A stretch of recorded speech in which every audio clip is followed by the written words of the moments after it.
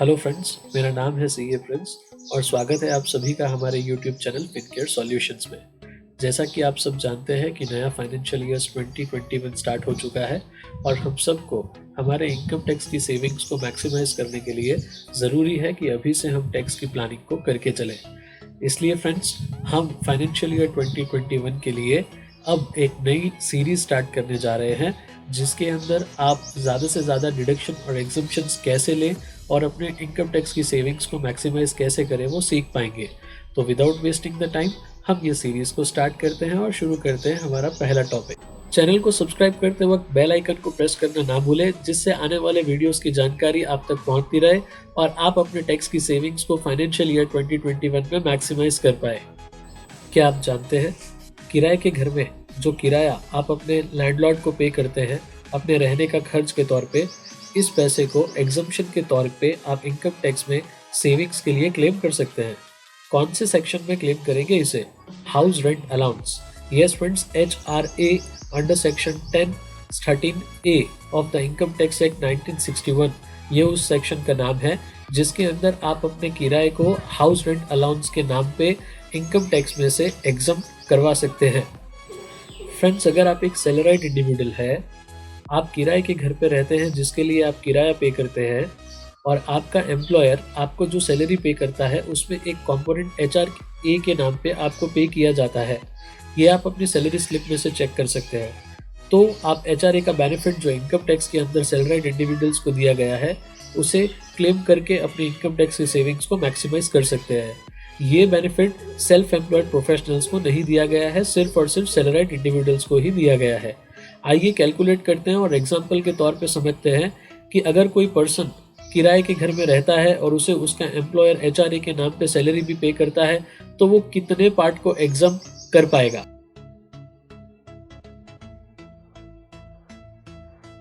Friends, मान लीजिए कि मिस्टर ए नाम का कोई एक पर्सन है जो किराए के घर में रहता है। जिस जगह पे वो जॉब कर रहा है वहाँ से उसको जो मंथली बेसिक सैलरी मिल रही है वो है 15,000 रुपीज़।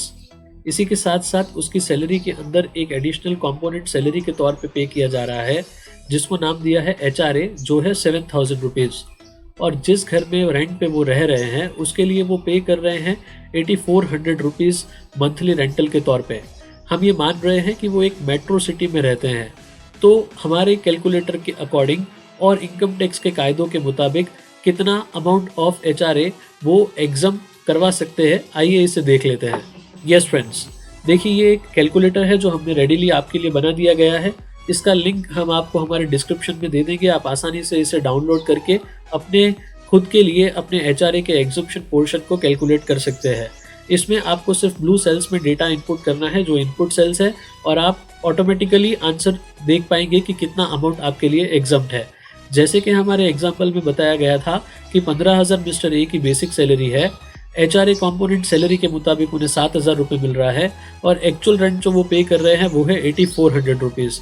यहाँ पे इन सब फिगर्स को एनुअली कैलकुलेट कर दिया गया है क्योंकि इनकम टैक्स का बेनिफिट जो है वो आपको एनुअल बेसिस पे मिलता है। तो HRA पोर्शन क्या होगा? यस फ्रेंड्स, यहाँ पे HRA पोर्शन है एक्चुअल HRA रिसीव्ड यानी कि 84,000 रुपीज़ जो HRA उनका एम्प्लॉयर सैलरी स्लिप में उनको दे रहा है। 50% of the salary for metro and 40% of the salary for non metro. Yes friends, metro यहाँ पे एग्जांपल में बताया गया था कि वो एक मेट्रो सिटी में रहते हैं जैसे कि दिल्ली, मुंबई, कोलकाता या चेन्नई। उस केस में आपकी सैलरी का 50% आपको HRA के तौर पे दिया जा सकता है और नॉन मेट्रोज में 40%। यहाँ पे सैलरी का मतलब बेसिक प्लस DA ही माना जाएगा। सो यहाँ पे जो अमाउंट 50% ऑफ सैलरी के मुताबिक हो रहा है वो है 90,000 रुपीज़ क्योंकि उनका बेसिक सैलरी है 1,80,000। और तीसरा ऑप्शन जो है वो है actual rent paid minus 10% of basic salary. Yes friends, उनका बेसिक सैलरी जो है वो है 1,80,000 जिसका 10% हो जाएगा 18,000 और जो एक्चुअल रेंट वो पे कर रहे हैं वो है 1,08,000 रुपीज़। अकॉर्डिंगली उनका जो एक्चुअल रेंट पेड का तीसरा ऑप्शन है उसमें आप देख सकते हैं कि 82,800 रुपीज़ आ रहा है। इसका जो भी मिनिमम अमाउंट होगा वो HRA के तौर पे एग्जाम हो जाएगा। यहाँ पे हमारे एग्जाम्पल के मुताबिक ऑप्शन नंबर 3 जो है वो मिनिमम अमाउंट आ रहा है 82,800 रुपीज़। इसका मतलब जो 84,000 रुपीज़ उन्हें HRA कंपोनेंट के नाम पे दिए जा रहे हैं उसमें से 82,800 रुपीज़ तो एग्जम्प्ट हो जाएंगे और सिर्फ 1,200 रुपये के ऊपर ही उन्हें टैक्स पे करना पड़ेगा। लेकिन फ्रेंड्स अगर आप नॉन मेट्रो में रहते हैं तो भी चिंता मत कीजिए, उसके लिए भी हमने कैलकुलेटर बना दिया है। फ़र्क सिर्फ इतना है कि जहाँ पे मेट्रो में आपको 50% डिडक्शन मिलता है आपकी बेसिक सैलरी का, वहीं पे नॉन मेट्रो में ये घट के 40% हो जाता है। अगर इसी एग्जांपल में जो मिस्टर ए है वो मेट्रो की जगह नॉन मेट्रो में रहते होते तो उनके सेकंड ऑप्शन का अमाउंट बदल जाता और हो जाता 72,000 रुपीज़, जो कि है 40% ऑफ 1,80,000। इसके अकॉर्डिंग उनका मिनिमम अमाउंट रहता 72,000, जो वो एग्जम्पशन के तौर पे क्लेम कर पाते और सिर्फ 12,000 रुपये के ऊपर ही उनको टैक्स पे करना पड़ता।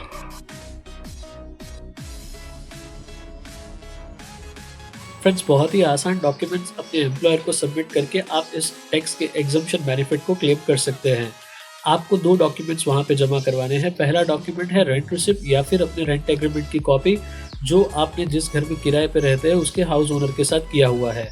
दूसरा, अगर आपका सालाना रेंट 1 लाख रुपए से ज़्यादा यानी कि महीने का रेंट 8,333 रुपये से ज़्यादा है तो अपने हाउस ओनर के पैन कार्ड के डिटेल्स भी आपको अपने एम्प्लॉयर के साथ शेयर करने हैं। लेकिन अगर आपका हाउस ओनर पैन कार्ड नहीं रखता तो आप फॉर्म 60 के अंदर एक डिक्लेरेशन जिसमें ये लिखा होगा कि आपके हाउस ओनर ने पैन कार्ड इशू नहीं किया है, उसकी डिटेल्स भी अपने एम्प्लॉयर को दे सकते हैं। ये ज़रूरी नहीं है कि आपको अपना रेंट बैंक से ही पे करना है। अगर आप अपना रेंट कैश से पे करते हैं जिसके बदले में आपका हाउस ओनर आपको रेंट रिसिप्ट इशू कर रहा है जो एडिक्वेटली स्टैम्प यानी कि रेवेन्यू स्टैम्प उस पे लगा है और आपके हाउस ओनर के द्वारा साइन की गई है, तो ये भी काफ़ी है आपको अपना टैक्स का एग्जम्पशन दिलवाने के लिए। क्या आपको इस रेंट के ऊपर किसी तरह का TDS काटना है? फ्रेंड्स ये सिर्फ तब क्लॉज लागू पड़ेगा जब आपका मंथली रेंट जो है वो 50,000 रुपीज़ के ऊपर जा रहा है। अदरवाइज इसके नीचे आपको किसी तरीके का कोई TDS काटने की ज़रूरत नहीं है। अगर 50,000 से ऊपर आप मंथली रेंट पे करते हैं तो TDS at the rate of 5% अपने रेंट में से कट करके आपको गवर्नमेंट डिपार्टमेंट में जमा करा देना होगा।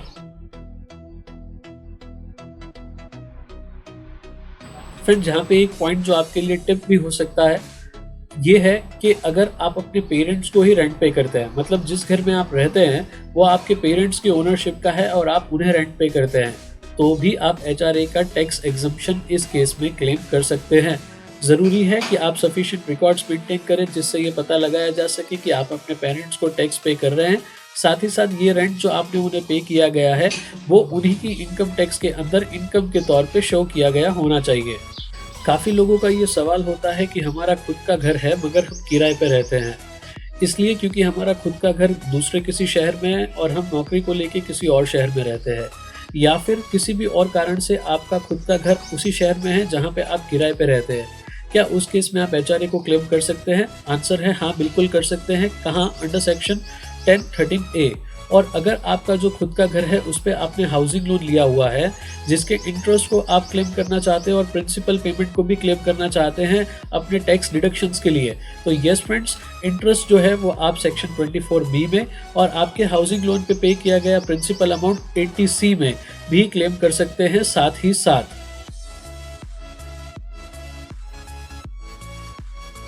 फ्रेंड्स अगर आप एक सेल्फ एम्प्लॉयड प्रोफेशनल या नॉन प्रोफेशनल है या फिर आप एक ऐसे सैलरीड एम्प्लॉय है जिसका एम्प्लॉयर HRA कंपोनेंट को सैलरी स्लिप में मेंशन नहीं कर रहा, तो आप HRA का क्लेम सेक्शन 1013A में नहीं कर सकते। लेकिन अगर इस परिस्थिति में आप किराए के मकान पर रहते हैं तो आप सेक्शन 80GG के अंदर पे किए गए रेंट को डिडक्शन के तौर पे ले सकते हैं। आइए समझ लेते हैं कितना। केस में जो डिडक्शन आप ले पाएंगे वो इन तीनों में से सबसे कम जो होगा उसी अमाउंट को आप डिडक्शन के तौर पे क्लेम कर पाएंगे। पहला है actual rent paid minus 10% of total income, यानी कि आपने जो टोटल एनुअल रेंट पे किया गया है माइनस आपकी एनुअल इनकम का 10% जो है उसमें से लेस कर दीजिए। दूसरा होगा आपकी टोटल इनकम का 5% और तीसरा है 5,000 rupees on a monthly basis.